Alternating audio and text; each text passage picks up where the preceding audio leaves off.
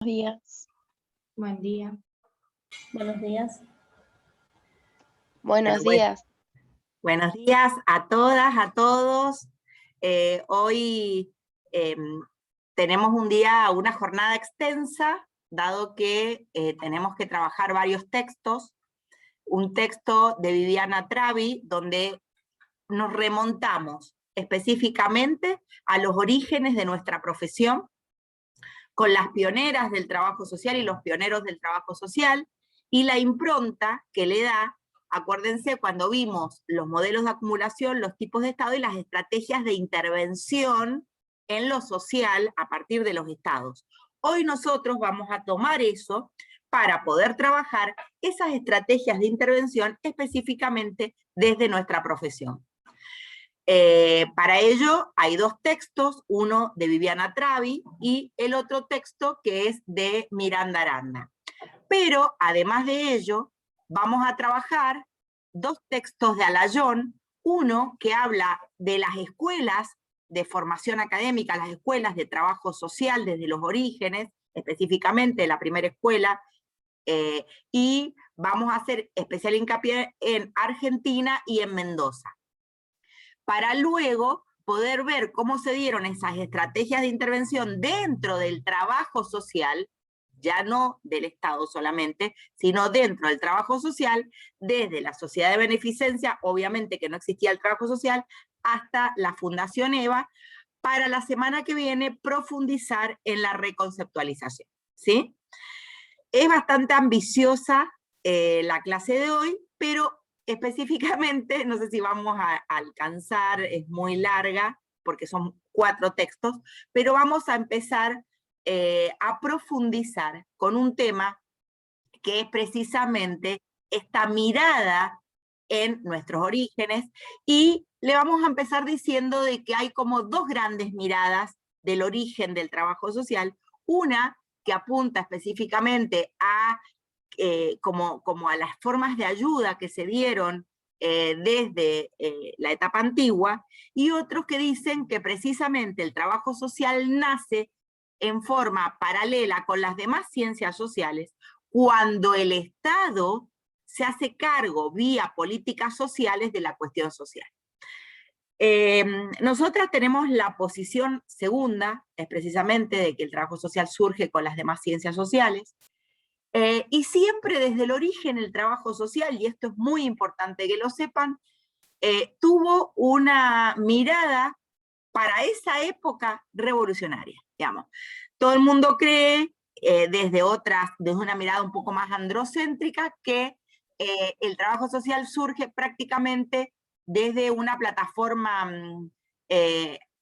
acomodaticia y adaptativa, cuando en realidad todas estas pioneras siempre cuestionaron lo que pasaba en el Estado, lo que pasaba en la realidad social de su país y de su época, para cuestionarla. Por ejemplo, dentro de estas pioneras tenemos grandes mujeres que lucharon por el sufragismo, por ejemplo, para que las mujeres pudiéramos votar.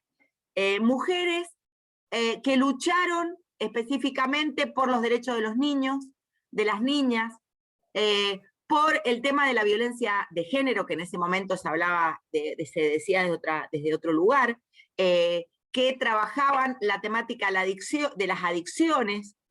Entonces, en determinados momentos históricos, si bien el trabajo social obviamente no va a escapar a la mirada epistemológica y de los marcos interpretativos de su época, de una u otra manera, Viviana Travi rescata los grandes aportes que hizo precisamente el trabajo social a la democracia, en sus momentos históricos, a las constituciones, a los derechos sociales para que queden enmarcados en las constituciones, y por ende también a los derechos, lo que hoy le llamamos los derechos humanos. Esperen que voy a seguir admitiendo gente. Dicho esto, les voy a compartir mi pantalla.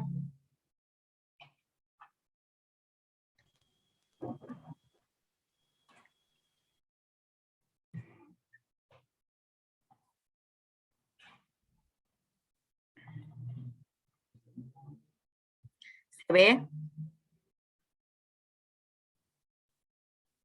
Sí, profe. Sí, Bien. se ve. ¿No? Hoy estamos ingresando al eje 3, historiografía y profesionalización del trabajo social. Ustedes van a ver que en cada eje tienen como una pequeña introducción, cuando ustedes analizaron en el trabajo práctico número 1 el programa, y en esa introducción decimos que el trabajo social, entonces, ha transitado un largo y sinuoso camino, pero yo diría que más que largo es un bastante corto camino, porque la verdad que como ha crecido nuestra profesión... Profesionalización del trabajo social. ¿Cómo?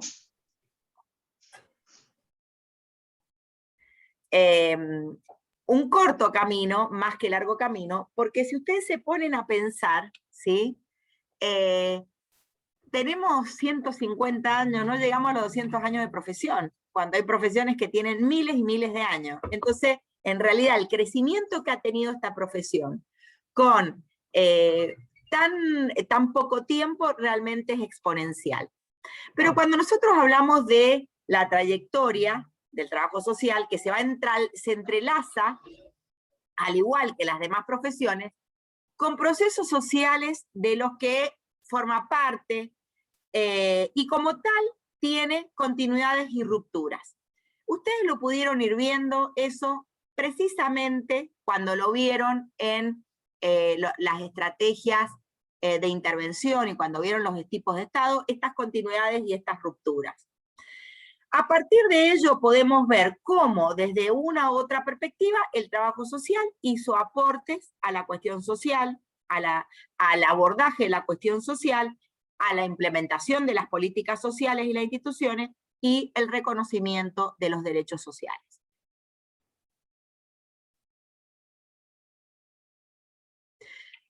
Estamos en este punto.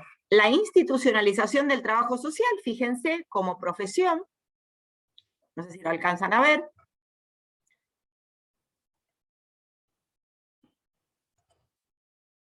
Acá. Antecedentes en Europa, Estados Unidos, la COS, las pioneras del trabajo social, Mary Richmond, Jane Addams, Settlement House, aportes de las pioneras en relación a la democracia, los derechos sociales y el trabajo social, y el proceso de profesionalización. ¿Sí?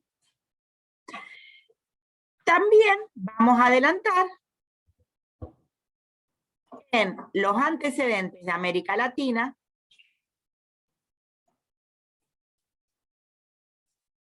las primeras escuelas de trabajo social en la Argentina, el modelo higienista de intervención social, el Estado social, el modelo necesidades-derechos, la justicia social como principio en el reconocimiento constitucional de los derechos sociales, la Fundación Eva Perón. Pero vamos a mirarlo ya no desde las estrategias de la intervención del Estado, sino vamos a ir específicamente a las estrategias de intervención a partir de lo que plantea la JON en trabajo social. Fíjense, prácticamente estamos dando la mitad del eje 3 hoy. Así que vamos a tratar de ir lo más rápido posible, pero vamos a abrir debate para que ustedes puedan aportar y podamos hacer una clase un poquito más, decirlo de buena manera, un poquitito más pedagógica. ¿Qué bibliografía vamos a ver en el punto 3.1? Vamos a ver a Viviana Travi, Democracias, Derechos Sociales y Trabajo Social, y el texto de La caridad a la ciencia, el trabajo social, y la construcción de la disciplina científica por Miguel Miranda Aranda, ¿sí? Acá están los dos textos que vamos a trabajar hoy. Para después ir al texto de Alayón, ¿sí?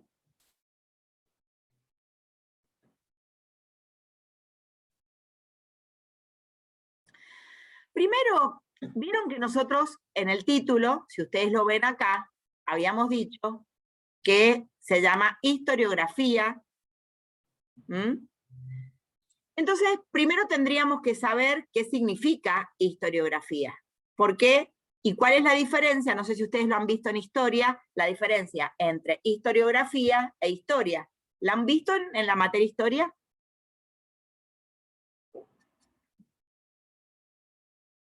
No, profe, creo que no. Bien. Primero, esperen que voy a admitir. Bien. Pero vamos a preguntarnos por qué remitirnos a un pasado que parece tan lejano, pero en realidad no lo es, y tiene que ver también con reconocer nuestro pasado, también hace que tengamos en claro también las pautas y lo que implica nuestra identidad profesional. Entonces es muy importante hacer este tránsito, digamos, para poder reconocernos desde nuestros orígenes, desde nuestro origen como profesión. De hecho, les digo, en la carrera de psicología, ¿sí? Lo primero que ven, de una u otra manera, es a Freud.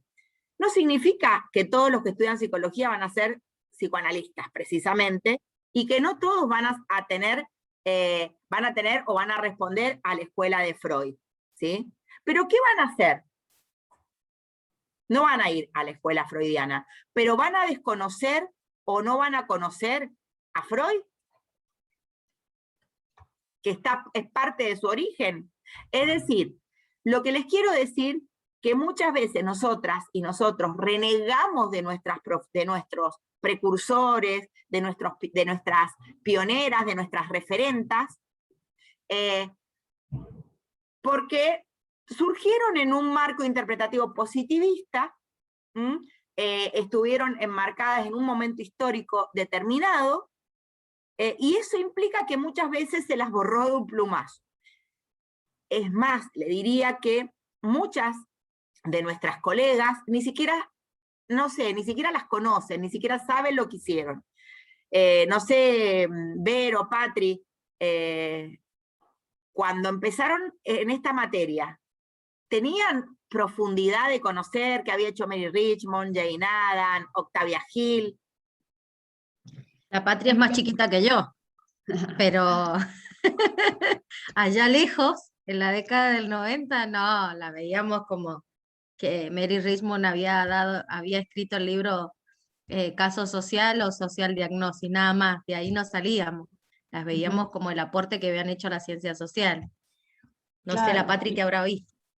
No, tal cual. Me acuerdo que nos daban el libro completo de Social Diagnosis, pero todo también tenía como una mirada bastante negativa, por decirlo de una manera. No estaban como puestas como protagonistas o como recuperada su memoria y su trabajo, digamos. No estaba puesto en valor en otro momento cuando estudiábamos. Eso es un poco a lo que vos te referías, me parece, Fla. Exacto, y fíjense qué importante lo que me está diciendo Verónica y Patricia, porque precisamente esta mirada que tuvo cierta corriente de la sociología sobre el trabajo social tiene que ver con una mirada andro-eurocéntrica. Es decir, una mirada donde estas mujeres que habían hecho aportes significativos a los derechos sociales, a la justicia social, a las democracias, habían quedado relegadas precisamente como personas que generaban procesos adaptativos, que no eran revolucionarias, que no generaban críticas. Pero no así desconocieron los aportes de Durkheim, los aportes de Merton, los aportes de Max Weber, ¿sí? Ni hablemos hasta de los aportes de Comte.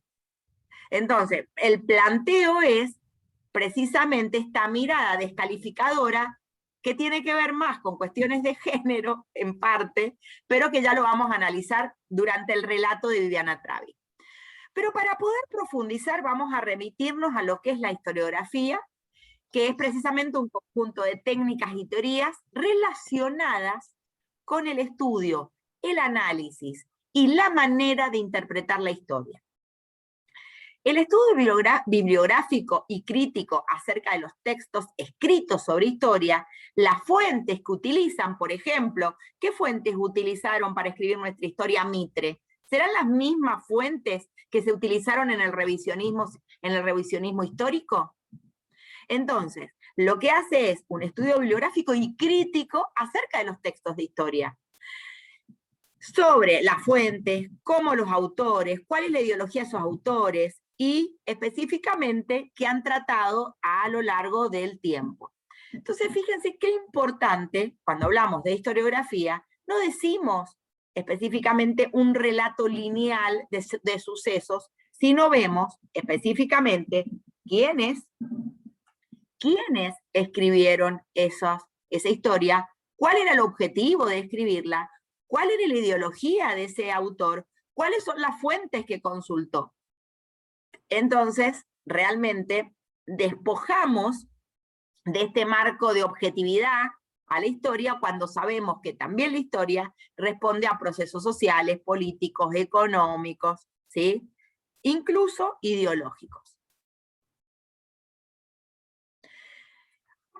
Hay dos grandes aportes, no sé si Vero querés aportemos. Viviana, yo le vamos a hacer como una especie pequeñito de resumen chiquitito, si yo le dijera, bueno, a ver, ¿por qué trabajamos con Viviana Travi estos textos y por qué trabajamos con Miranda Aranda estos textos? Primero, porque las miradas de uno y otro son diferentes en la medida que una es argentina y el otro es español. Una se estudia específicamente las políticas públicas, la historia del trabajo social, y Miranda Aranda igual, lo único que es doctor en antropología, ¿sí? Ambos son docentes, tanto Viviana como Miranda. Tanto Viviana como Aranda tienen un largo trayecto en estudiar la historia del trabajo social. Una lo hace desde la mirada latinoamericana y el otro lo hace desde otro contexto geográfico. Viviana Travi nos trae un aporte maravilloso que son los derechos de tercera y cuarta generación. Habla de los derechos políticos de las mujeres, habla de los derechos sociales, del impacto en las inconstituciones de esos derechos sociales, los aportes que hizo el trabajo social a la democracia y la importancia de nuestro papel, y en este sentido rompe con la mirada androcéntrica que nos ubica en el rol funcionalista de adaptación. En cambio, fíjense qué importante, si yo le dijera, bueno, che, ¿de qué se trata el libro de Viviana Travi? ¿Por qué lo toman en la cátedra? Y por los aportes que rescatamos de las precursoras, de las pioneras, de nuestras referentas del trabajo social, a los derechos de tercera y cuarta generación, a los derechos políticos de las mujeres, a los derechos sociales, a la democracia y a nuestras constituciones. De hecho, Flavia, discúlpame, te interrumpo acá para hacer un aporte en relación a Viviana Travi. Cuando hablamos de la historiografía y esta recuperación, ¿sí? de nuestros antecedentes en relación a la profesión, ella se pregunta, ¿por qué todo el tiempo estamos cuestionando nuestra historia? ¿Por qué? O somos asistentes o somos trabajadores sociales, ¿cuál es el origen? Y bueno, es ese el aporte que ella hace, ¿no?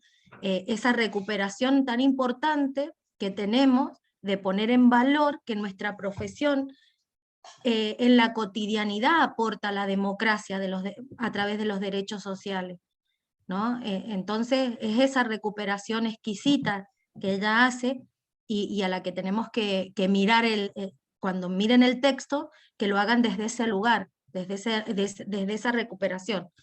Bueno, era eso.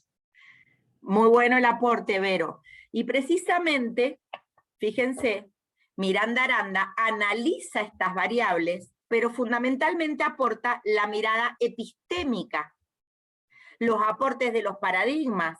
Incluso plantea que no todo se reduce a lo mental, sino precisamente, como dice Mary Richmond, a las interacciones sociales. Y justamente acá Miranda Aranda nos aporta algo diferente a lo que estudiamos siempre de Mary Richmond, que Mary Richmond tenía una fuerte impronta del psicoanálisis de Freud. Y ella dice, y justamente Miranda Aranda dice, analizando los textos, precisamente se aleja muchísimo de eso, e incluso dice que uno de los elementos fundamentales en este análisis son las interacciones sociales y no específicamente las manifestaciones del inconsciente. Esperen que voy a enchufar la computadora que se me está quedando sin batería.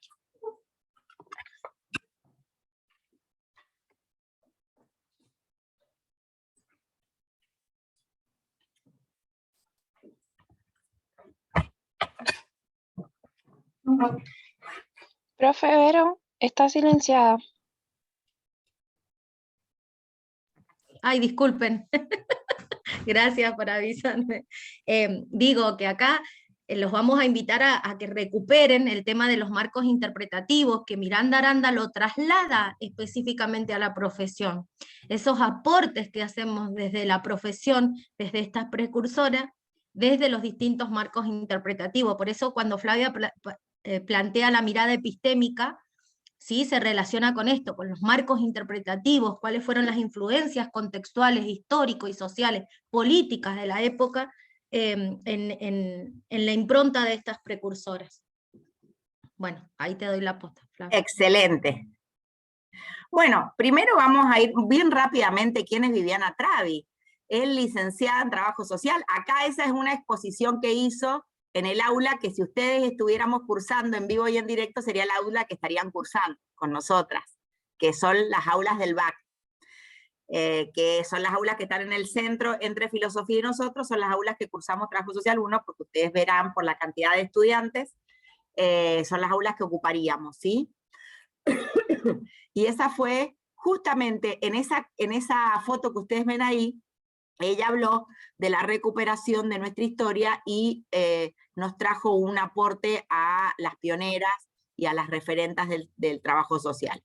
Viviana Travi es licenciada en Trabajo Social, se recibió en la UBA, también es asistente social y se recibió en Francia en 1983, es doctoranda y epistemóloga, es doctoranda en epistemología de la historia de la ciencia. Fíjense que por eso ella analiza nuevamente y vuelve a las pioneras del trabajo social, tiene su tesis doctoral en la etapa final prácticamente, es magíster en políticas sociales, da clases en distintas maestrías, carreras de especialización, posgrados, diplomaturas, en distintas universidades argentinas, realmente una gran referenta del trabajo social, y de hecho es profesora también en la diplomatura en intervención, ¿o no, Patri? De nuestra facultad.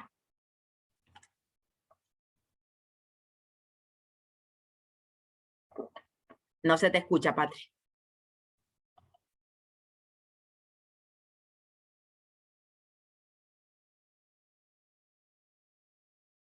No, Patri, no se te escucha. Está silenciada como yo recién. ¿Sabes qué es el...? Ahí está, ahora ¿Ahí sí. me escuchan? Sí. Sí, que la profe, la Viviana Travi, ha sido profesora desde que existe la diplomatura, hace 3 años, específicamente de uno de los seminarios que tiene que ver con intervención en lo social. Sí. Bueno, así que imagínense que también la tenemos seguido en Mendoza. Bueno, ella nos mandó un videíto, no lo vamos a poder escuchar, pero bueno, después va a quedar cuando lo subamos a la clase. ¿Cómo se escribió la historia de nuestra profesión? Y ella habla de reinventar la memoria. Y plantea que la identidad profesional es tan importante recuperar la historia, la identidad profesional, para poder fortalecer nuestra identidad profesional. Y dice de que ella rescata que hemos tenido una historia muy desvalorizada, hemos negado, invisibilizado nuestras pioneras del trabajo social. Y precisamente Viviana Travi nos propone reconocer y recuperar esa memoria. ¿Desde dónde pensaron esas pioneras? Vayan pensando, porque estas son preguntas de práctico y de examen, ¿no? ¿Desde dónde pensaron? ¿Desde qué perspectiva? ¿Con qué concepción de sujetos ellas trabajaron? ¿Desde qué fuentes hicieron determinadas afirmaciones? ¿Sí? ¿Qué marcos interpretativos eran a los que ellas respondían?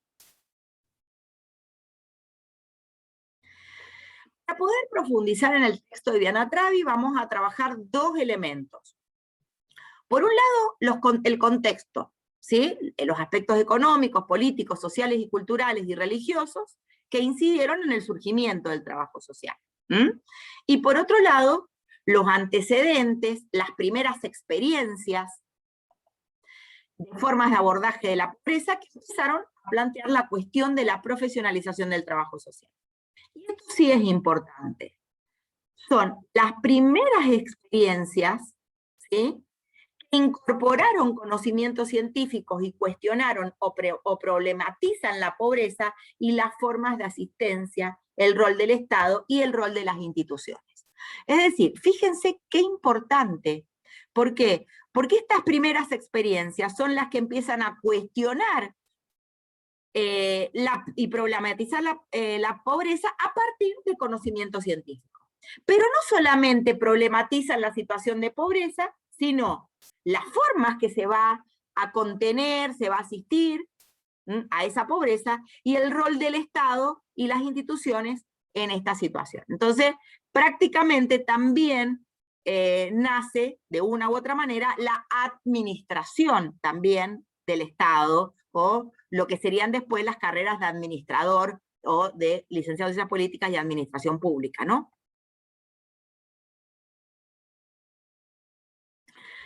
Lo que podemos decir dentro de estos fundamentos teóricos, filosóficos, que van a sentar las bases en relación a la democracia, los derechos sociales y el trabajo social en el proceso de profesionalización, estamos hablando que hace más de 100 años, cuando se inició este proceso de surgimiento y profesionalización de la ciencia social y del trabajo social, los países occidentales industrializados atravesaban, obviamente, como lo vimos en la cuestión social, transformaciones económicas, políticas, culturales, la instauración del capitalismo, y al mismo tiempo pobrezas y desigualdades. Obviamente, ya con una lectura desde la cuestión social e incluso con el marco interpretativo del marxismo, sabemos que la pobreza, la desigualdad es inherente al capitalismo, es decir, que va de la mano. Puede existir el capitalismo en la medida, porque el mismo capitalismo genera esto. Entonces, desde el surgimiento del capitalismo, obviamente, surgen con el capitalismo como un modo específico de estructuración, surge la desigualdad. Un siglo después a esto, al surgimiento del trabajo social en América Latina, las sociedades latinoamericanas y la Argentina en particular, ¿sí?, empezaron a incorporar en la agenda política y en la acción del gobierno a incidir en la reducción de las desigualdades sociales, ¿sí? Específicamente estamos hablando de estas transformaciones que se dieron, como ustedes lo vieron, de los tipos de Estado, los modelos de Estado, desde este tránsito del Estado liberal a lo que fue el Estado social, ¿sí? Pero esto en Argentina pasó un siglo después. Es decir, estamos hablando de 100 años después, ¿sí? Y todavía seguimos cuestionando si en Argentina existió la revolución industrial o existió algo parecido a lo que fue la revolución industrial, y también explicamos que no. Y también explicamos por qué no, ¿sí? Obviamente, cuando hablamos de Estado social y hablamos de los derechos sociales, obviamente no es algo actual solamente. Estamos hablando del Estado social y estamos hablando del 46, pero nosotros empezamos, si vamos a Latinoamérica, ya en su momento Bolívar hablaba de que el Estado lo que debe tender es a la felicidad del pueblo. Fíjense, estamos hablando de 2 siglos antes, 1 siglo y medio, 2 siglos antes. Estamos hablando de que, ¿qué tiene que generar el Estado según Bolívar? Es bienestar a la población, reducir la pobreza. Digo, ya estamos hablando de que cuando hablamos de, en algunos países hablan del Estado bolivariano o de esta mirada bolivariana, tiene que ver con los planteos de Simón Bolívar en relación a lo que en ese momento no se llamaba justicia social, pero hablaba de la reducción de la desigualdad y la felicidad del pueblo, ¿no? En Argentina logra su máxima expresión, digamos, en todo este proceso a partir del 46, impulsando un proceso, fíjense qué importante, escalonado de universalización e incorporación de derechos sociales. Y que quedó totalmente plasmado en la Constitución del 49, por algo la dictadura anula esta Constitución, ¿sí? Obviamente, por todos los derechos sociales. Pero acá es una lucha que va mucho más allá de plasmar los derechos sociales. Porque no estamos hablando de todos los derechos que se incorporaron a la Constitución del 49, como los derechos de las niñas y los niños, las mujeres, los ancianos, porque se llamaba ancianos en ese momento, trabajadores, trabajadoras, el papel preponderante del Estado en la economía del país, la intervención política del Estado y la intervención económica del Estado en la regulación capital-trabajo, sino también, fíjense, este Estado social erosionó la concepción burguesa acerca del poder.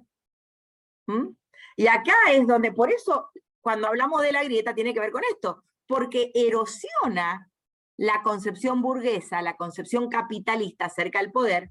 Es más, en el preámbulo de la Constitución del 49, dice textuales: la irrevocable decisión de construir una nación socialmente justa, económicamente libre y políticamente soberana, estableciendo además la función social de la propiedad, el capital y la actividad económica.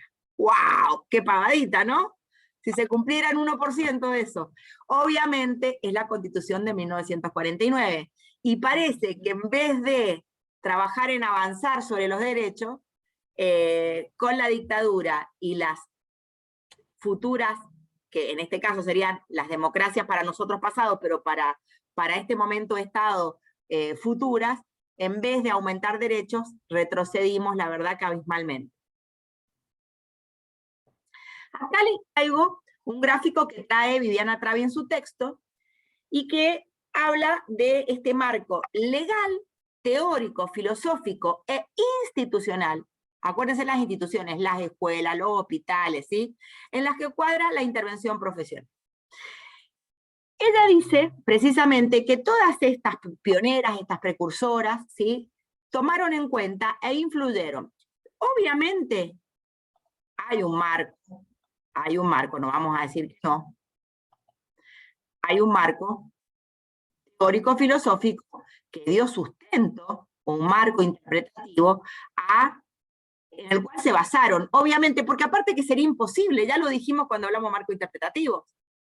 Ahora, ¿cómo tensionás ese marco interpretativo?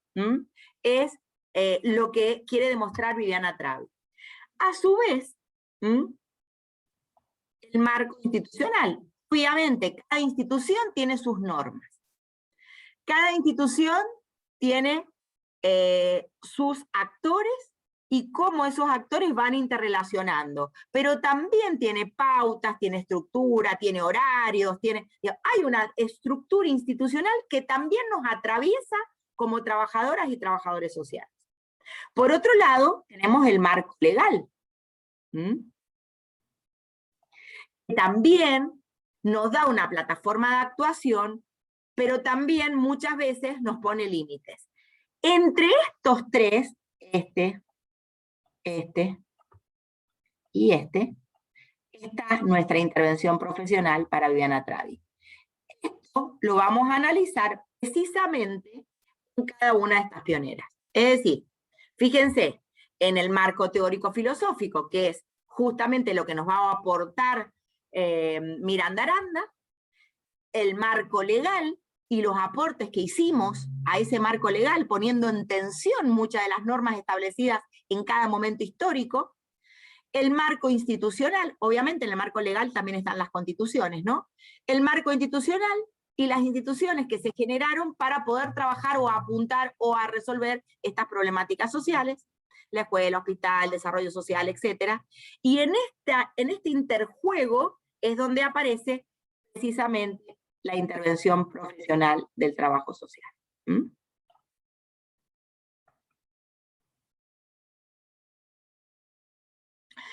Cuando hablamos del contexto de surgimiento del trabajo social, hablamos de las transformaciones socioeconómicas, políticas,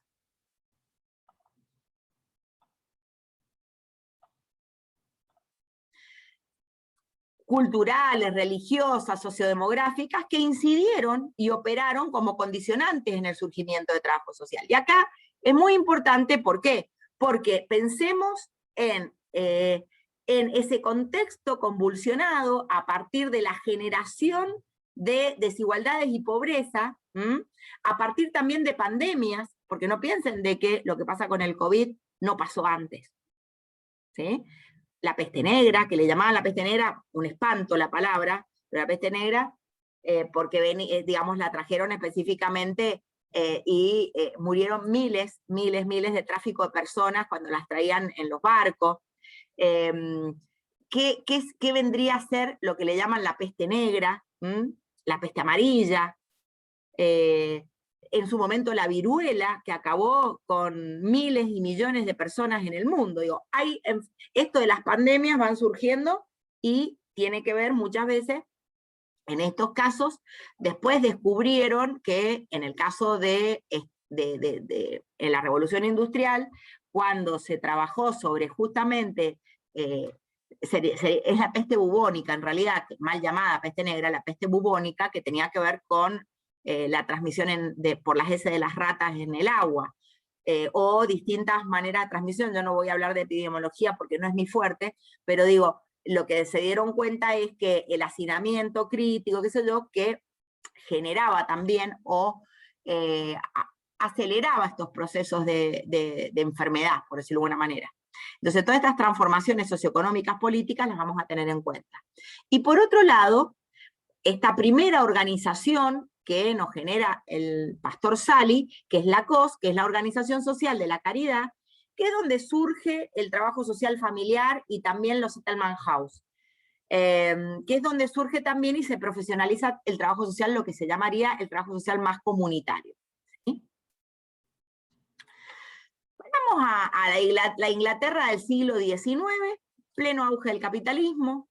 Ustedes van a ver acá en las fotos, en las imágenes, las fábricas trabajando mañana, tarde y noche, ¿sí? Pero fíjense, alrededor de las fábricas, no sé si se alcanza a ver, la situación social y económica de los trabajadores, que era de explotación extrema, niños, niñas, mujeres embarazadas. Los hospitales obviamente no tenían las condiciones mínimas para dar atención a todos los enfermos y a las enfermas, y las personas en situación de pobreza eran totalmente tratadas con crueldad en hospicios y asilos. ¿Por qué? Y porque lo que querían era que esas personas se incorporaran a la explotación en la fábrica, no que estuvieran por fuera. Entonces, digamos, preferían ser explotados en las fábricas que ser maltratados y torturados en asilos, hospicios, etc. El surgimiento de la COS, específicamente, y tiene influencia en el trabajo social, porque de hecho Mary Richmond fue tesorera en la COS. Digamos, sí tiene una influencia en el surgimiento del trabajo social, porque la COS empieza a cuestionar esa mirada sobre la pobreza y también empieza a cuestionar el maltrato hacia las personas en situación de pobreza. Empieza a poner el énfasis en esta situación de maltrato a estas personas, donde ellos plantean la reeducación de estas personas, ¿no? Entonces ya empezamos a tener una visión diferente de la mirada que hasta ese momento había sobre la pobreza. Les traje algunas fotos en grande para que ustedes vean las condiciones que vivía la gente. Miren los ranchos, por ejemplo, acá, y las fábricas a todo dar, trabajando en forma constante las 24 horas. Auge del capitalismo, ustedes van a ver la fábrica, pensemos cómo era el traslado hasta las fábricas, tenían que vivir lo más cercano a las fábricas porque si no, no podían llegar. Si trabajaban 16, 17 horas en la fábrica, ¿cómo hacían para trasladarse? Entonces, mientras más cerca vivían de la fábrica, más rápido podían llegar e irse. Acá sigo mostrando fotos del pleno auge del capitalismo. Y obviamente, ¿para qué se utilizarían a los niños que estaban internados en los hospicios? Para poder extraer el carbón, o poder extraer, por ejemplo, algunos minerales en las minas. Miren cómo los encadenaban con semejantes carros en lugares que no tenían ni ventilación, absolutamente nada, y donde muchos niños entraban y no salían nunca más, ¿no? Niños operando las máquinas en ese momento, ¿no? Niños lastimados, ustedes van a ver que están con vendas, descalzos.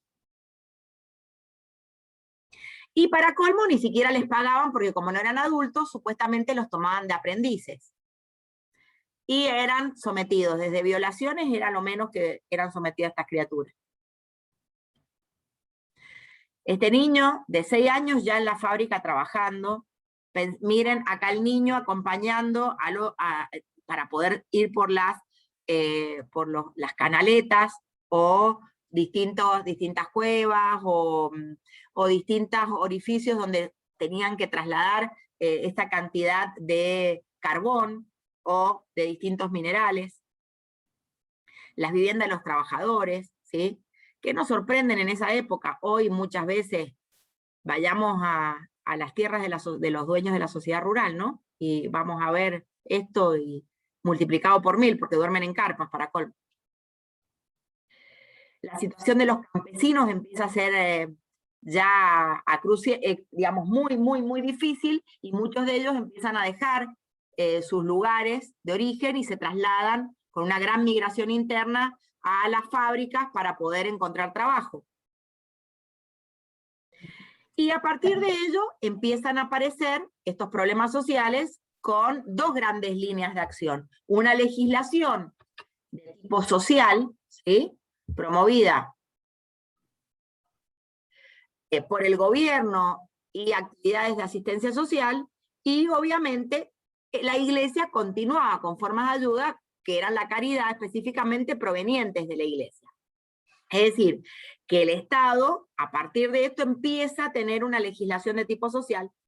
Eso no significa que sea favorable para las y los trabajadores, ojo.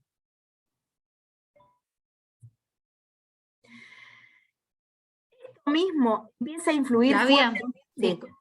Discúlpame, y acá un aporte. En relación a esto, es lo que critica Mary Richmond, estando dentro de la COS, ¿no? Esta legislación de tipo social promovida por el gobierno y las actividades de asistencia social estaban conformadas por voluntarios, y ella decía que el trabajo profesional no era voluntario, era profesional, y tenía sus bases teóricas, y ahí empieza todo un trabajo de sistematizar estas observaciones que ella venía viendo dentro de la COS, y a oponerse un poco al voluntarismo dentro de lo que era la asistencia social. Miren qué importante esta mirada que nos aporta la Vero. ¿Por qué? Porque precisamente empieza a sentar las bases de la profesionalización del trabajo social, ¿sí? Donde diferencia estas maneras de caridad, de ayuda, y que tenían que ver con una perspectiva a la profesionalización de las y los profesionales para poder ejercer una profesión específicamente, ¿no? Qué importante esto. Por otro lado, pensemos que Mary Richmond, ¿sí?, escribe y se desarrolla en Estados Unidos. Entonces, muchas de las cuestiones que surgieron del trabajo social fueron muy fuertes en Estados Unidos, con toda una concepción. Pensemos, ya después les voy a traer algo que dice Eric Hobsbawm sobre lo que fue en su momento Estados Unidos en todo este periodo histórico, ¿no? Pero precisamente Viviana Travis dice que la crisis económica de 1929, estamos hablando de la crisis de la bolsa, la Gran Depresión mundial, ¿no? Que dice que aumentó todos estos programas que ya había propuesto Mary Richmond, ¿sí?, en programas gubernamentales denominados el Nuevo Trato. La palabra el Nuevo Trato, New Deal. Durante la presidencia de Franklin Roosevelt. Entre ellas se destaca la Ley para el Seguro Social de 1935. Amplió, obviamente, la práctica del trabajo social más allá de lo urbano y de lo rural.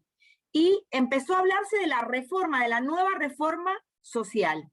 Y acá, obviamente, todos estos programas exigieron, obviamente, el reclutamiento o que se convocara a miles y miles de personas que quisieran ejercer esta profesión para capacitarlas y prepararlas para el ejercicio profesional. Estamos hablando que de 40.000 trabajadoras y trabajadores sociales en Estados Unidos pasaron a haber 80.000 en una década, con todos los programas de Roosevelt. Ahora bien, ¿cuál era la visión que se tenía acerca de la pobreza? No en este momento histórico del 29, sino estamos hablando del movimiento específicamente previo a esto, previo a la COS incluso. Y esto es pregunta examen, por eso se los digo porque después se olvidan, ¿sí? ¿Cuál era la visión que se tenía acerca de la pobreza? Obviamente estaban en vigencia las ideas liberales y palabra mágica, el darwinismo social. ¿Sí? El darwinismo social, que entiende que en la sociedad se produce una selección natural y que solo sobreviven los más aptos. Propone por poco dejar morir a las personas en situación de pobreza y si no se mueren, las castigamos. Digamos, en realidad, esta mirada, ¿y saben por qué tomamos esta mirada del darwinismo social? Porque después la vamos a retomar con el neoliberalismo y el neodarwinismo social, ¿no? Entonces, obviamente, el pobre es visto como un desecho. El pobre es visto como un desecho social.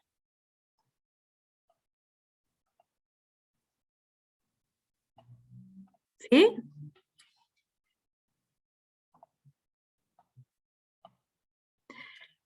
Esa selección. Por lo tanto, exigía en Inglaterra un clima muy desfavorable a la ayuda gubernamental, es decir, cualquier pauta de ayuda del gobierno era vista como un derroche de dinero. ¿Les suena conocido? Cualquier apoyo social, la asignación universal, el potenciar, tiran la plata, hacen política, digo, el clima desfavorable, fíjense si no estamos en un periodo ¿no? de darwinismo social a nivel filosófico, ¿no? Y específicamente, acá les traemos, les aportamos algo bastante interesante, no sé si ustedes vieron en la secundaria algún texto, el texto Oliver Twist de Charles Dickens.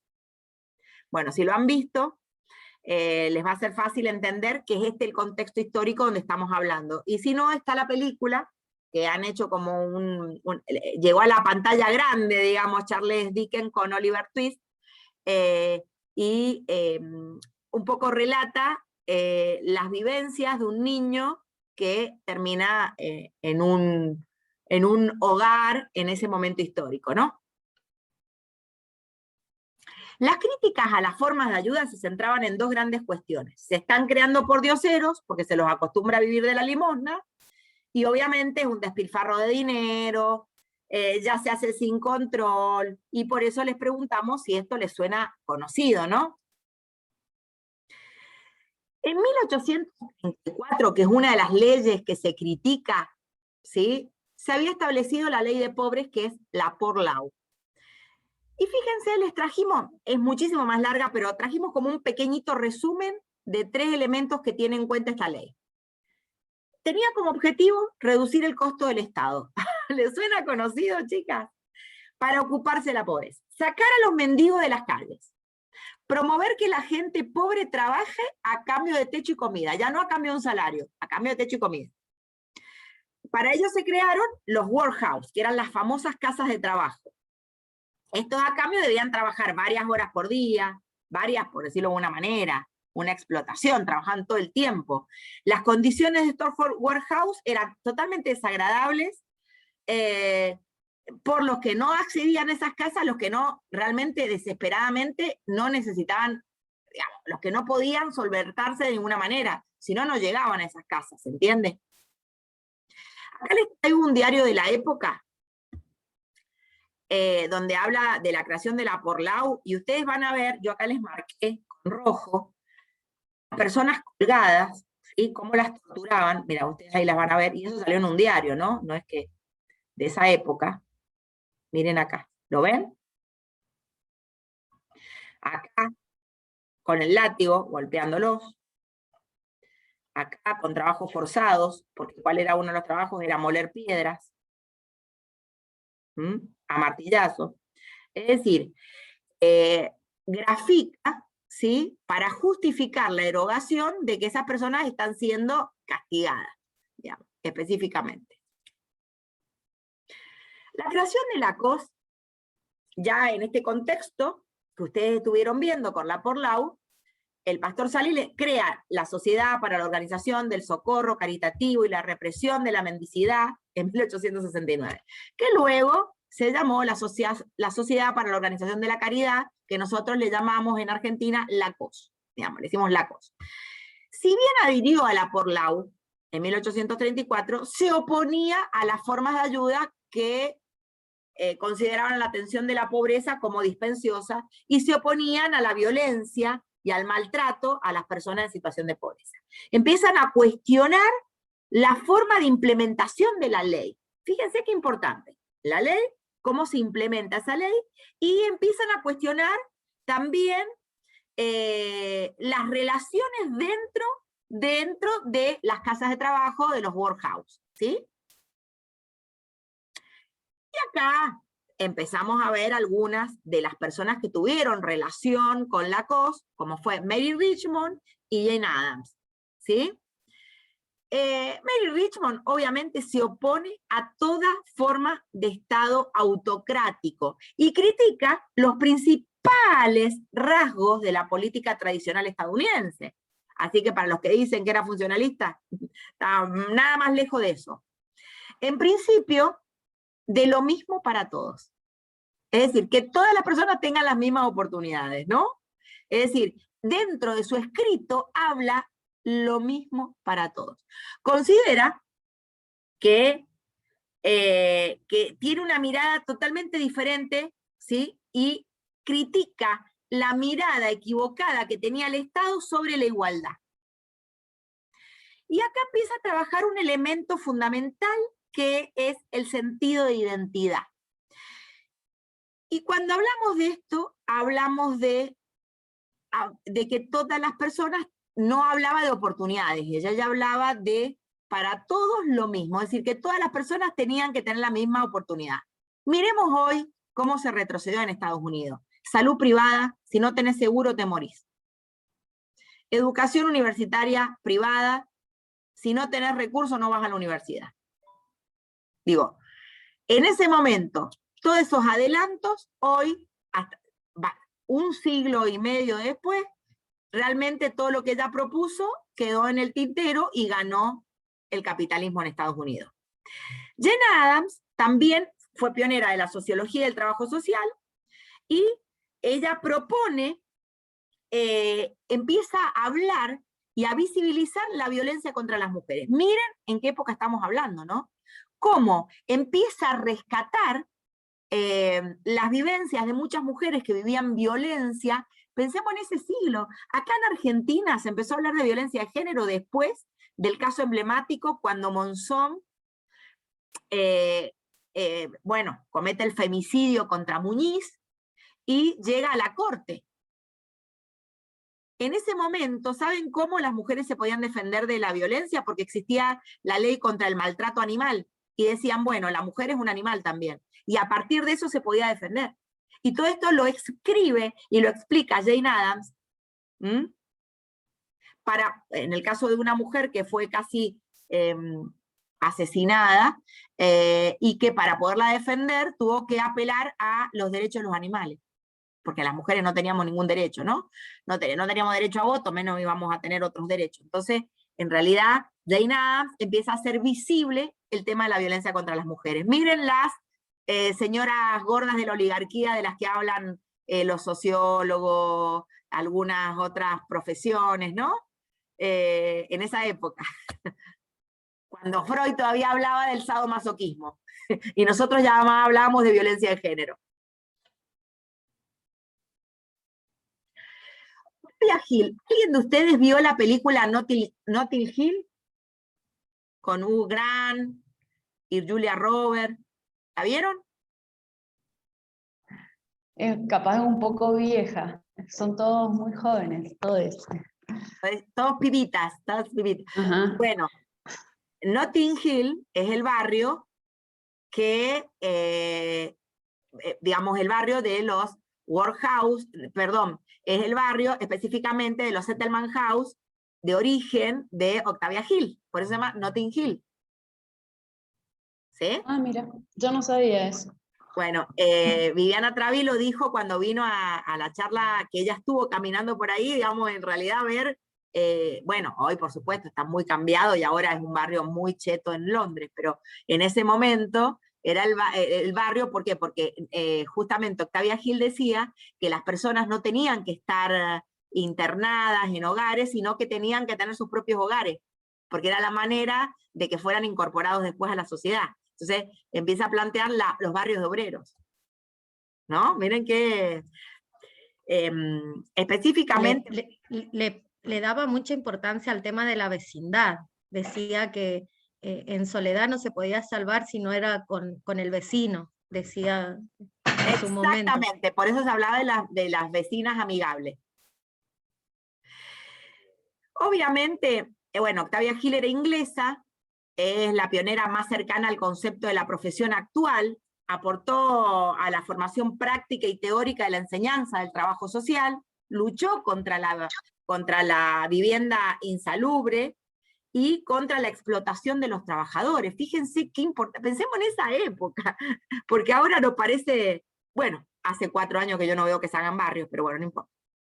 Plantea la importancia de supervisar el método y la ayuda, lo que ha hecho y cómo lo ha hecho el profesional. Entonces, fíjense, incorpora el concepto que nosotros utilizamos hoy ya en pleno siglo XXI, que es el de la supervisión de las otras y los otros profesionales. El trabajo de poder supervisar lo que ha hecho la o el profesional. Fíjense qué importante. Octavia Gil, obviamente, es una de las creadoras de la COS, por más que queda que es el pastor Sali, en realidad, porque quedó el pastor Sali porque era el varón de la casa, digamos, por decirlo de una manera, pero ella fue, en realidad, la que creó la COS, y dice, limosnas no, sino un amigo, y empezó a hablar de las visitadoras amigables, empezó a capacitar al personal en 1873, de cómo tratar a la gente, de comprender las condiciones de vida de las demás personas, medios para mejorar las condiciones, la familiarización con organismos existentes, es decir, lo de las redes, lo que hoy le llamamos las redes, ¿no? Y en 1870 funda su primer filial en Estados Unidos, donde ahí en realidad entra Jane Addams, Mary Richmond, digamos, y otras autoras y otras precursoras, ¿sí? Pero en realidad el origen es a partir de Octavia Gil en Inglaterra. La concepción de la COS respecto a la pobreza es muy importante, y esto siempre es pregunta de examen. Si bien sus acciones tenían un gran sentido humanitario, su perspectiva respecto a las causas de la pobreza seguía siendo estrecha, seguía teniendo, digamos, el individuo era causante de su pobreza. Lo que ellos cuestionaban eran los métodos para trabajar sobre las personas en situación de pobreza, lucharon contra el castigo que se daba, ¿sí? Sobre la tortura. Entonces lo que ellos dijeron, bueno, sí, él es el causante de su propia pobreza, entonces tenemos que trabajar sobre esas causas. ¿Y cuál es la manera? Trabajar en comunidades, trabajar desde lo que consideró Octavia Gil que era lo que era el trabajo comunitario. Dentro de los principios de la COS era alentar el crecimiento de instituciones privadas, dividir la ciudad en pequeños distritos para poder que haya una o un visitador amigable en cada uno de los distritos. Fíjense, hoy hablamos de municipios, ¿no? Qué diferente, ¿no? Igual. Establecer un departamento de investigación. Miren, yo les digo una cosa, los que hemos trabajado en el territorio en algún municipio alguna vez, en las municipalidades, en el caso particular que he trabajado en algunos municipios, si venía alguien del municipio al lado, decía, no, tiene que ir a su municipio, porque tiene el domicilio en tal lugar, entonces yo a usted no lo puedo ayudar porque su domicilio dice A, o usted no puede incorporarlo a tal programa porque su domicilio dice B. Imaginen todas las personas que viven en los lugares donde es la intersección en 2 o 3 departamentos, por ejemplo acá Godoy Cruz, Luján y Maipú, hay una parte que, bueno, que están relacionadas. Entonces, bueno, ¿qué hacíamos nosotros desde el Ministerio de Desarrollo Social de la Nación? Como sí estamos por encima de la municipalización, podíamos ponernos en una zona estratégica para que pudieran venir de los 3 departamentos, pero realmente el tema de la domicilización sigue vigente en lo que es trabajo municipal. alentar el crecimiento de las instituciones privadas, dividir la ciudad en pequeños distritos, establecer, fíjense qué importante, ¿no? Un departamento de investigación.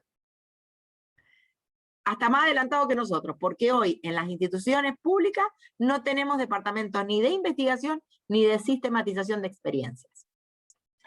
Formar agentes de caridad mediante lecturas escritas y prácticas, que es la formación, y prestar ayuda material y moral. Específicamente, la COS tuvo algunas cuestiones muy importantes, como lo que les comenté de Octavia Gil: limosnas no, un amigo sí.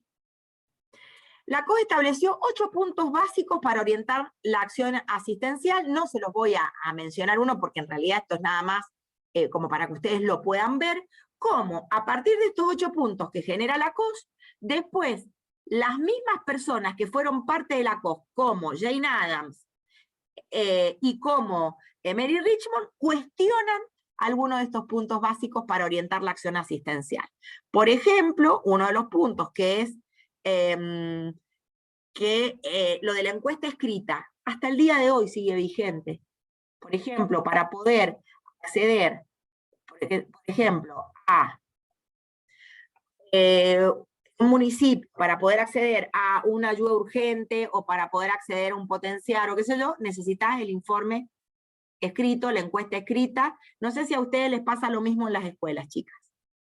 ¿Necesitan hacer informes? Sí.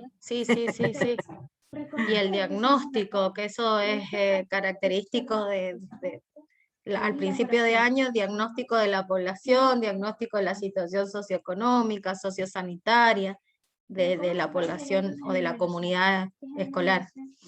Y la encuesta escrita, sí, absolutamente sigue vigente, no solo en el espacio de educación.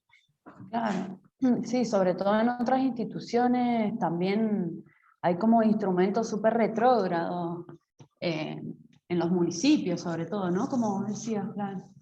Sí, la verdad que a veces uno no puede creer, y lo veo también en los sistemas de control social, por ejemplo, en los juzgados, en el trabajo social en los juzgados, veo algunos informes y me dan ganas y sobre todo en el tema de la mirada sobre lo penal de menores, que se sigue llamando así, por eso le digo penal de menores, cuando tendría que ser conflicto con la ley, o Claro. se sigue hablando de lo penal y se sigue hablando de delincuencia juvenil en muchos casos, Y ¿no? de menores, tampoco menores, digamos, sería un término que ya quedó atrás. Y se sigue Después de la ley. usando, y no solamente se sigue usando, sino la ley te habla de los juzgados en lo penal de menores. Claro, claro. Bueno, y a partir de esto, específicamente hay algunos puntos que ustedes lo van a ver, lo van a seguir viendo vigente en la actualidad.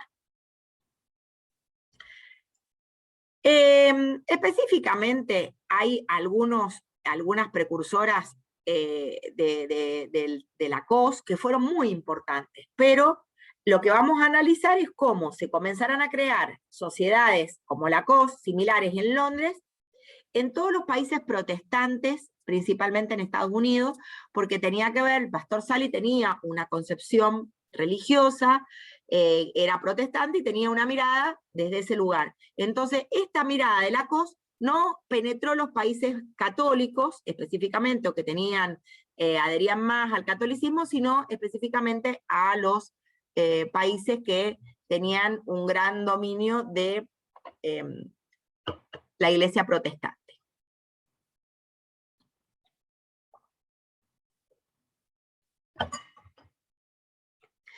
Bueno, específicamente se crean institutos encargados para la formación de personal para realizar tareas de lo que se llamaba de asistencia social en ese momento histórico.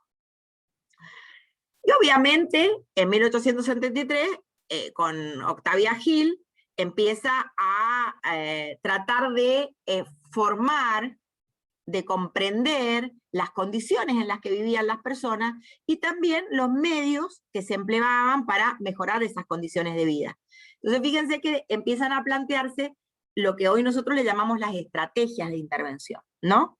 Y en 1897 se crea en Estados Unidos, y Mary Richmond propone la creación de una escuela de filantropía aplicada que vendría a ser la primera escuela en América de trabajo social. Y en ese caso era un curso de 6 semanas de duración. También se crea en Holanda, la COS, en 1899, en Boston, en Nueva York, en Chicago, en Berlín, digamos, se van sumando creaciones de la COS en distintos países. Ya a fines del siglo XIX se institucionaliza la asistencia social y al mismo tiempo se producía la secularización de la misma. Es decir, se deja la explicación sobrenatural, metafísica del mundo, para ser reemplazada por la explicación a partir de las ciencias, ¿sí? Es decir, la secularización de la asistencia social. Entonces acá, ¿de qué marco interpretativo estaremos hablando? Pregunta examen. Dejamos la explicación metafísica.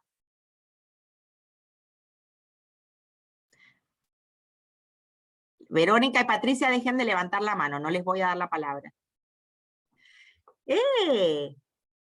Paulina. Sí, pueden pensar, en realidad, ubicándonos históricamente, quizás ya solo pensando en el siglo, podríamos empezar a dar cuenta a ver de qué sucede en ese momento a nivel de las ciencias sociales y cuál es el paradigma predominante.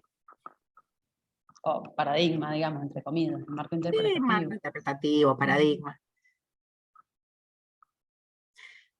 Mis prejuicios sobre el nombre paradigma quedaron en el tintero después que me puse a profundizar muchísimo a Kuhn, y bueno, cuando uno se pone a profundizar se da cuenta que a veces los mismos prejuicios que uno tenía sobre Mary Richmond. Claro, sí. Y bueno, ¿qué pasa entonces acá con las ciencias sociales y qué marco interpretativo le intenta empezar a dar explicación a lo social a partir de una ciencia, que es las ciencias naturales? Estamos consultándoles a ustedes, estudiantes, ¿están ahí? No. No sé si estará bien, pero bueno, me voy a arriesgar a responderlo. Claro, sí. Con el marco puede ser el positivista, o Claro, sea, si se relaciona Paulina, con por las eso te ciencias preguntaba naturales. a vos. Te decía, Ah, Paulina. pensé que le decían a la otra Paulina. No, a vos, porque yo acá veo 4 personas nada más, porque yo estoy viendo la pantalla y veo a la Patri, a la Vero y a Abraham, Paulina y yo. No puedo ver a más nadie, no sé quiénes están porque estoy mirando. Cuando compartís la pantalla solamente podés ver nada más algunas caritas, no podés verlas todas. Entonces, bueno, por eso te decía, vamos. Muy bien, el marco interpretativo positivista, es pregunta examen, les digo, es pregunta examen. ¿Qué marco interpretativo se dio en este momento de la secularización de la asistencia social? ¿No? Obviamente, sí. Flavia. No, sí, a ver, no, yo quería... No sé quién Dale, está Patria, hablando. bla. Perdón. No, esto de secularización, quizá no sé si queda muy claro, quizás es una palabra que no es muy conocida. Claro, eso mismo iba a decirles, a Bien, preguntarles. bien. Si ustedes sabían, a los estudiantes que están presentes, qué es la secularización. Si en los textos anteriores pudieron hacer ese análisis. Porque en un momento la NOE creo que habla de la secularización, pero no sé si... Vamos, algunos. Que largue. Acá la idea es construir conocimiento, no estamos bien o mal, estamos aprendiendo entre todos. La caída de los, o la diferenciación de los símbolos religiosos puede ser de la ciencia, o sea, como la división. En historia lo habíamos relacionado más o menos así también. Claro, En historia no, en psicología, perdón. Claro, tiene que ver con eso, con la división de la política, digamos, de lo religioso y de las explicaciones sobrenaturales. O sea, un poco la separación entre las explicaciones religiosas y la religión y lo político y el Estado, ¿sí? Con eso tiene que ver la secularización. Sería como perder un poco la influencia, tener un pensamiento más laico desde la perspectiva de lo estatal. Claro, exactamente. Perfectamente, la Exacto. palabra es justamente ese laico. Bien. Bien, entonces, fíjense, las aspiraciones del positivismo, para volver a retomar lo que ya vimos en los marcos interpretativos, proponía que se podían encontrar soluciones racionales y científicas a los problemas sociales mediante la reforma y la orientación individual.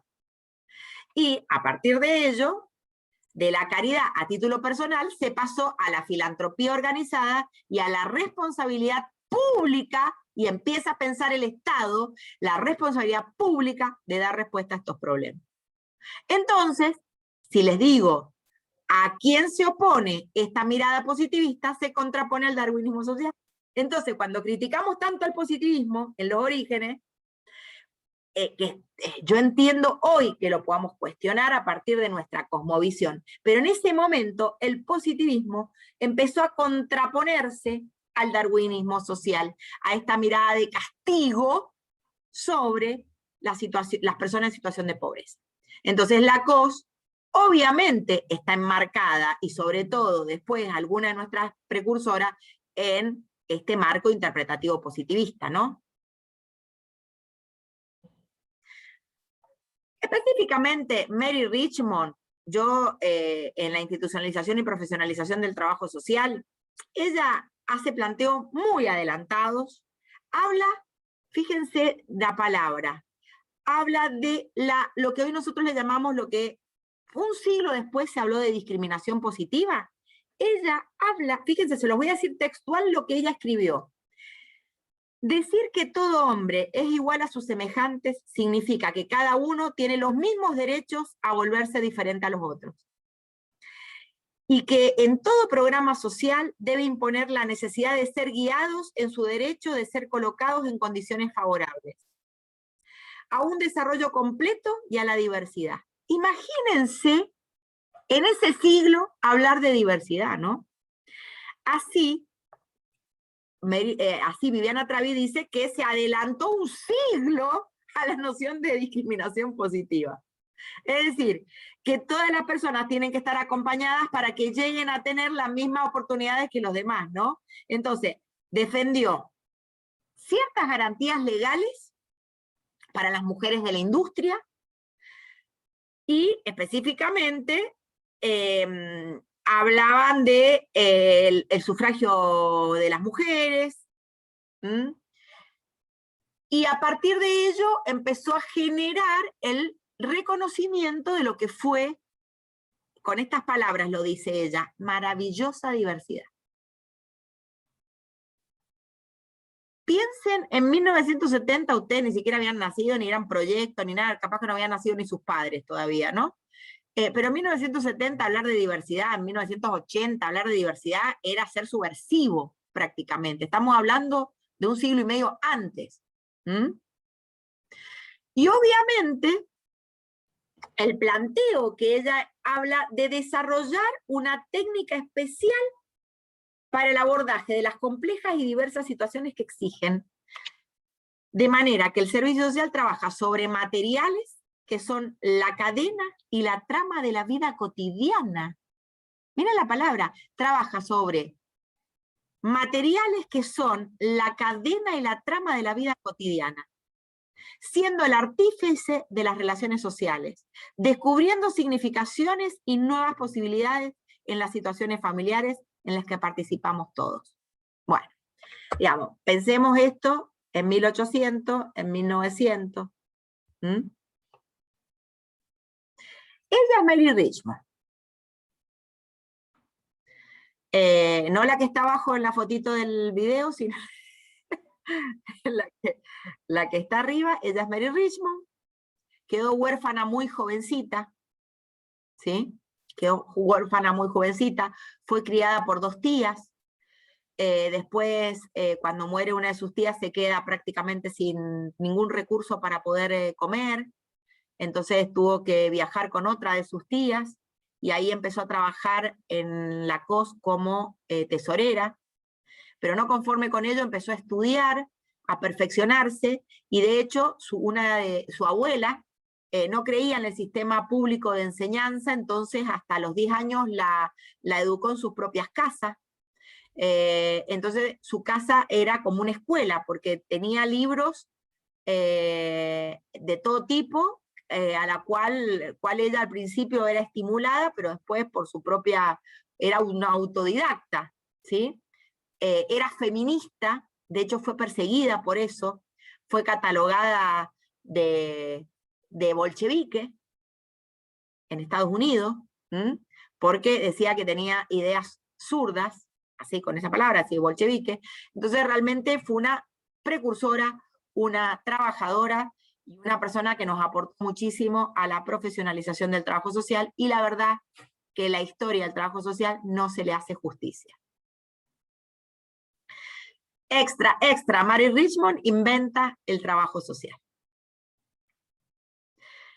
Fíjense, entre los aportes, institucionaliza la asistencia social como profesión con fundamentos científicos, consideraba la asistencia social como una forma de superar la acción empírica para sustentarla con conocimientos científicos, con técnicas, con métodos propios, dirigiendo la acción a las necesidades básicas y no solo al estado de indigencia. Mary Richmond nace en 1861 y fallece en 1928. Fue una figura clave para establecer las bases científicas para una nueva profesión, el trabajo social. Uno de los principales logros de Mary Richmond fue el desarrollar los principios filosóficos y las bases para una profesión que surge con la intencionalidad interventiva, es decir, cambiar la situación de las personas, que supone una relación dinámica y dialéctica entre conocer, intervenir y transformar.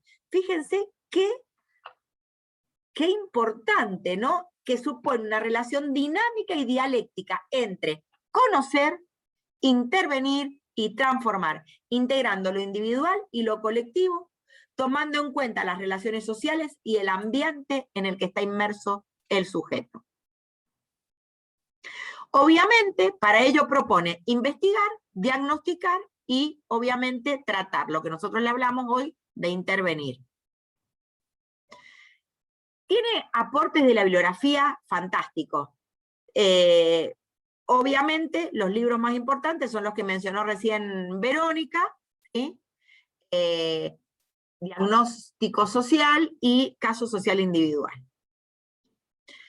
Obviamente, no son los únicos 2 libros que publica muchísimos libros. Acá en el texto van a quedar toda la bibliografía, pero estos son los 2 libros más importantes de Mary Richmond, Diagnóstico Social, este es traducido al español, y Caso Social Individual, que no está traducido al español. Este es el que tenés que haber leído vos, Patri. Bueno, en Diagnóstico Social, que escribe en 1917, habla de las 3 E, de las 3 evidencias, ¿no? La evidencia real, la testimonial y la circunstancial. Qué importante que es, digamos, para, en vez de dejarte llevar por los prejuicios, plantea el tema de la observación y de la evidencia. Y habla de hechos, de inferencia y de formulación de hipótesis en esa época, ¿sí? Con la investigación previa y la elaboración de hipótesis que van a orientar el trabajo social y plantear la necesidad de constatar los hechos con las teorías existentes. Van relacionando la práctica con la teoría con la práctica.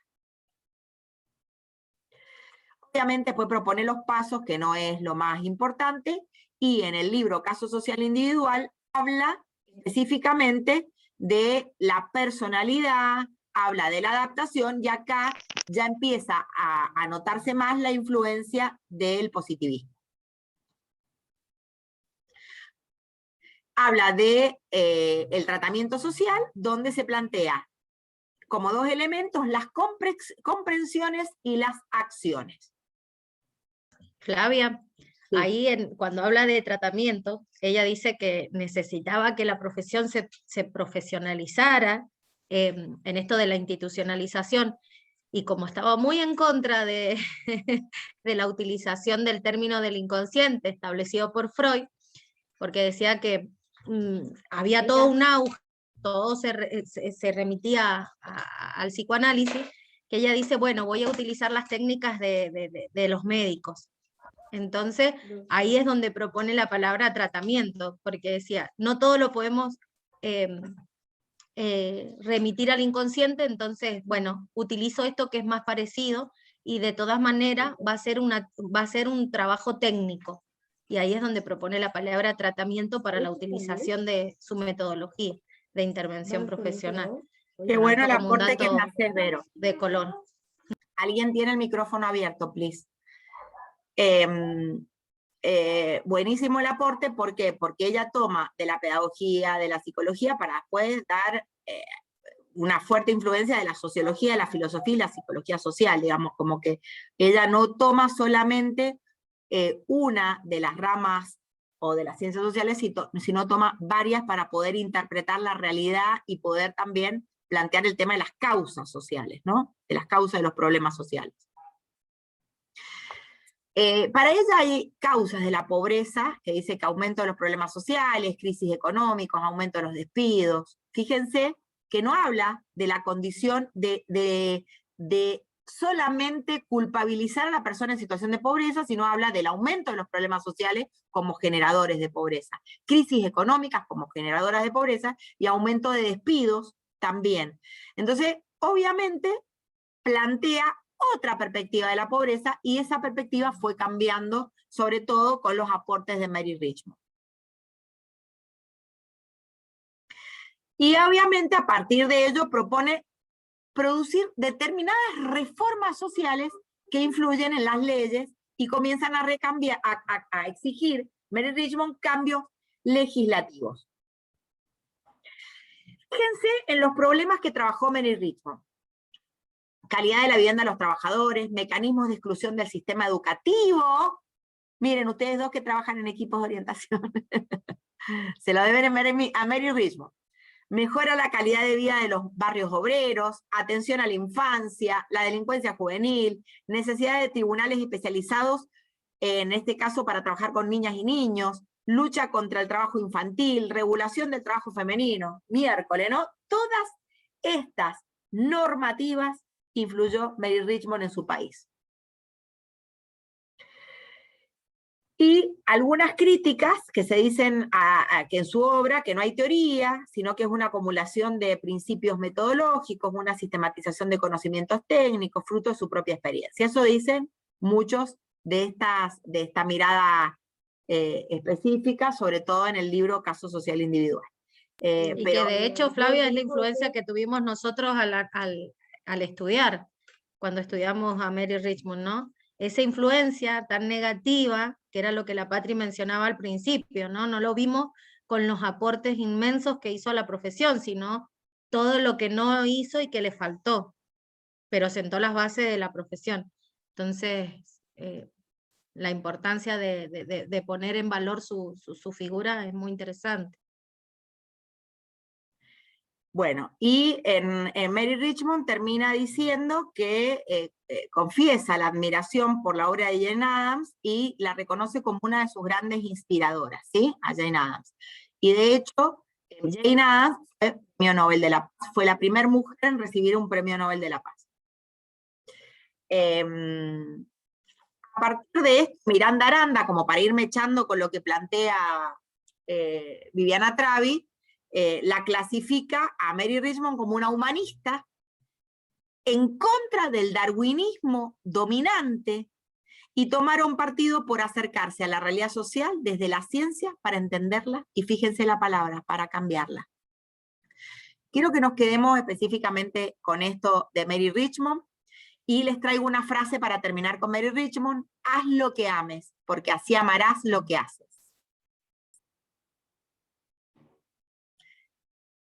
Ay, yo tengo un cuadrito con esa frase, no sabía que era de ella, ahora me gusta más ese cuadro. Ay, Es qué de Mary interesante. Richmond. Sí, haz lo que ames porque así amarás lo que haces. Mary Richmond. De ahí vamos a ir a Jane Addams y los Settlement House, ¿sí? con una visión más cercana a lo que fue la COS, y obviamente esto penetró mucho más que lo de Mary Richmond en Estados Unidos, porque tenía que ver también con la ideología protestante y con la religión específicamente, que Mary Richmond la cuestionaba la mirada religiosa sobre las prácticas sociales y sobre las instituciones. En el caso de los Settlement House, la mirada era, digamos, el fundador fue el pastor Sally, obviamente seguían asociados a esa mirada, por eso después con el tiempo los Settlement House continuaron prácticamente hasta hace muy poco tiempo, y muchas de las legislaciones que propuso Mary Richmond no tanto, porque venían desde un lugar diferente, ¿no? Laura James Adams nació en 1860 y fallece en 1935, fue socióloga, trabajadora social, investigadora, feminista, Premio Nobel de la Paz, socialista, militante antiimperialista y cofundadora de la Liga Internacional de las Mujeres por la Paz y la Libertad. Miren a las personas que nosotros consideramos las conservadoras, ¿no? Cuando decimos eran mujeres conservadoras, mirá qué conservadora. Para que ustedes se den cuenta la diferencia del trabajo social, este trabajo social y el trabajo social que se propuso en la Argentina con el higienismo, etcétera, ¿no? Es decir, precisamente una reformista, una investigadora feminista, militante, socialista, tenía todo el combo, ¿no?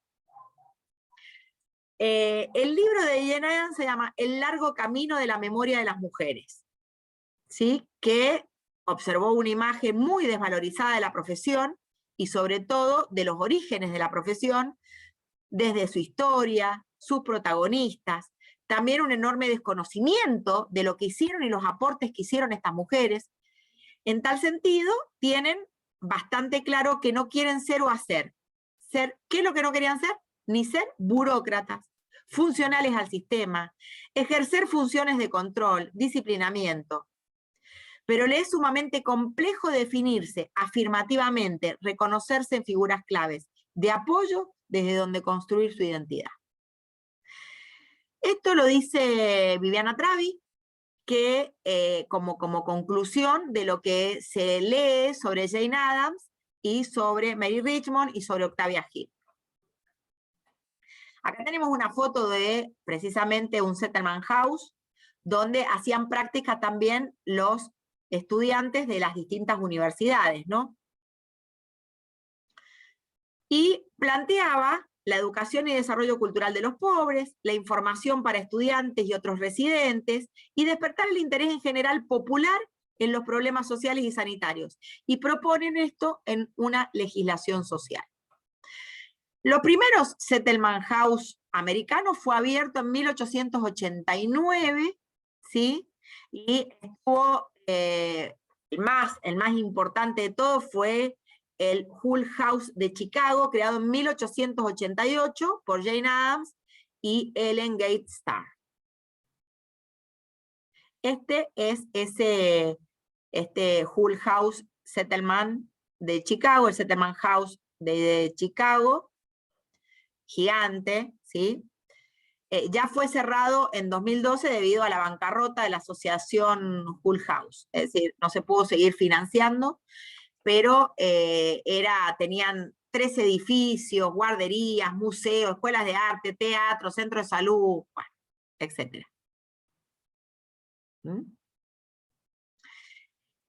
Ellos proponen crear una institución de caridad, no proponen crear una institución de caridad precisamente, sino un centro cultural, un lugar para la gente trabajadora, dirigida particularmente a los nuevos inmigrantes. Se trataba de ofrecerles posibilidades para un desarrollo de en el nuevo país. Obviamente, ellos planteaban las 3 R's, ¿sí? Se los voy a decir en español, que era investigación, reforma y residencia. Así que proponen cuestiones que tenían que ver con reformar las instituciones. Y hablan de que tenían que tener una conciencia de la etiología de los problemas sociales, y dice que que la pobreza trasciende, fíjense qué importante, a los factores individuales Por eso ellos proponen dejar de intervenir a nivel individualizado y de caso, sino plantean investigar y trabajarlo a nivel comunitario. Y algunos autores consideran que este estudio hecho por Jane Addams y todas las trabajadoras sociales que estaban en el Zetterman House, como el primer trabajo de investigación en sociología aplicada, que después se lo tomaron prestado los de la Escuela de Chicago en 1895, donde hablaban de esta sociología de la Escuela de Chicago, pero en realidad, como dice precisamente Miguel Miranda Aranda, fueron todos trabajos realizados por distintas TS y distintos TS en la Escuela de Chicago. Vamos a comparar la COS y los Zetterman House. El tipo de intervención que se hacía la COS eran técnicas de gestión más empresarial, énfasis en el proceso de ayuda, venían desde afuera, se procuraron por depurar los procedimientos de intervención más individualizada, y los Zetterman House hablaban de conocimientos proporcionados por las ciencias sociales, énfasis en el proceso de autoayuda, trabajaban desde dentro de los barrios, tuvieron una visión más general de los problemas y suponen un punto de partida en el trabajo en grupo. Ambos, sobre todo, estas dos miradas, pero de las cuales después nos termina aportando de una u otra manera también Mary Richmond, Jane Addams, Octavia Hill, entre otras tantas precursoras y referentas, nos dan y sientan las bases de lo que hoy sería el trabajo social o la profesionalización del trabajo social. De hecho, les traigo dos frases de Jane Addams que me encantaron. De hecho, la acción es el único medio de expresión para la ética. Y otra frase de Jane Addams que dice, la civilización es un método de vida, una actitud de igual respeto para todos los hombres. Frente a esta situación, ya... Flavia, discúlpame, y te pido que acá dejes esta filmina cuando hablas de la acción es el único medio de expresión para la ética, ¿no? Cuando Viviana Travis hace la recuperación, ¿sí?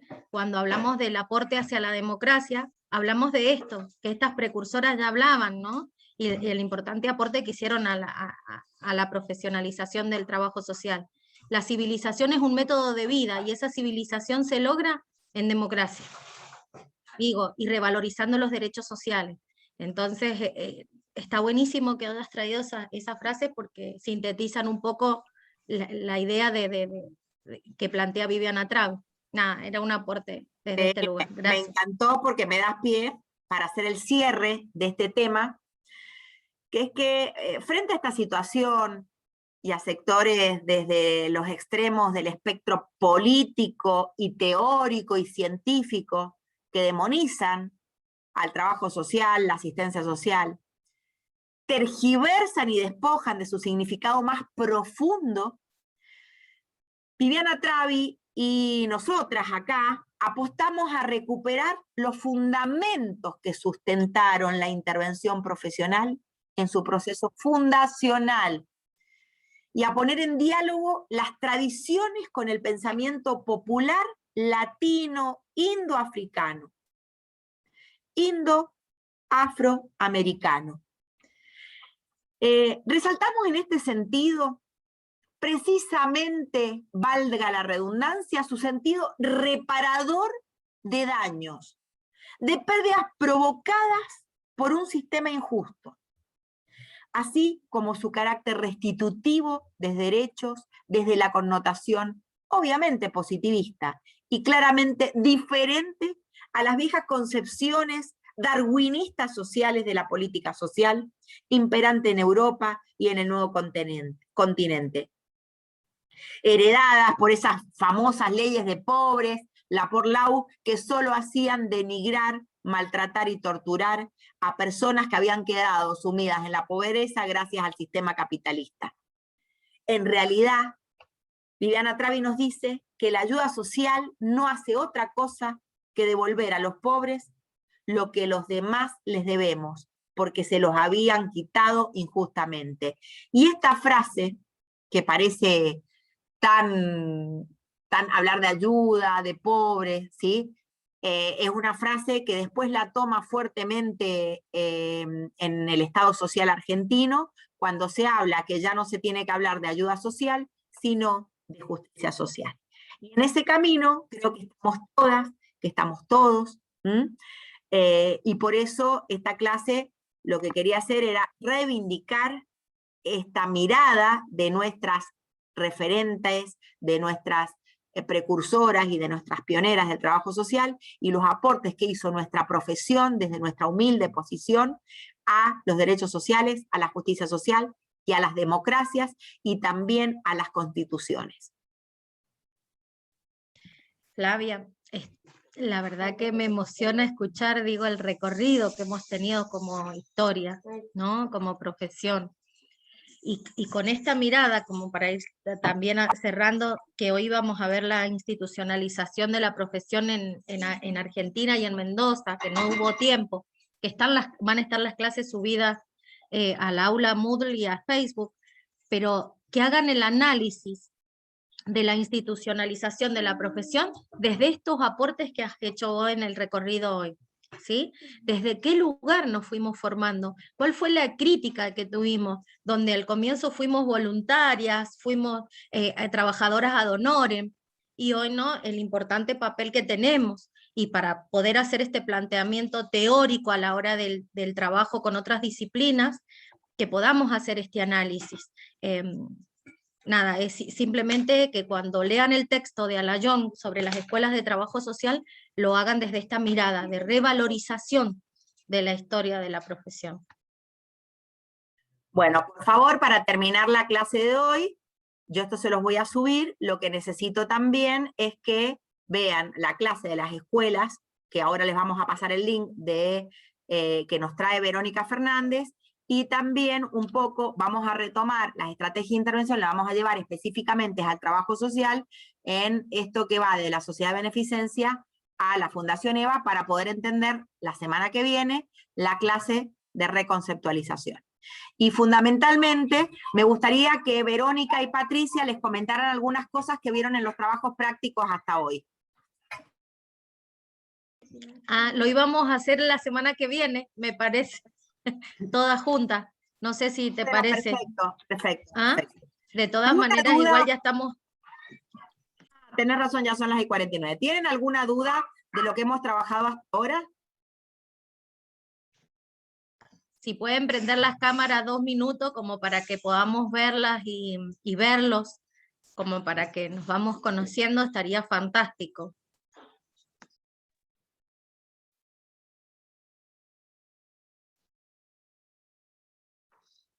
Y que aprovechen también este momento como para, si tienen alguna duda para plantear, alguna pregunta o algo que quieran comentar.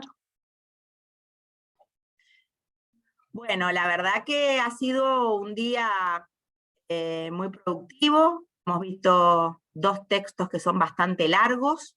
Hemos tratado de resumirlos para que puedan poder captar todos los aportes que hizo el trabajo social a la historia, a la democracia y a los derechos sociales. Así que estamos abiertas para que ustedes puedan preguntar y aprovechen en este poquitito que nos queda. Aprende. Así es que nada, gracias. Nos vemos. Chau, Gracias, chau. Patri, Chao, profe, gracias, muchísimas Pedro, gracias, gracias profe. a todas y todos. Los profes. La verdad que la hemos pasado muy bien, me encantaron las reflexiones que surgieron, y me gusta esto del pensamiento crítico, es que estemos atentas a esta recurrencia del obstáculo epistemológico. Bueno, chao chicas, chiques.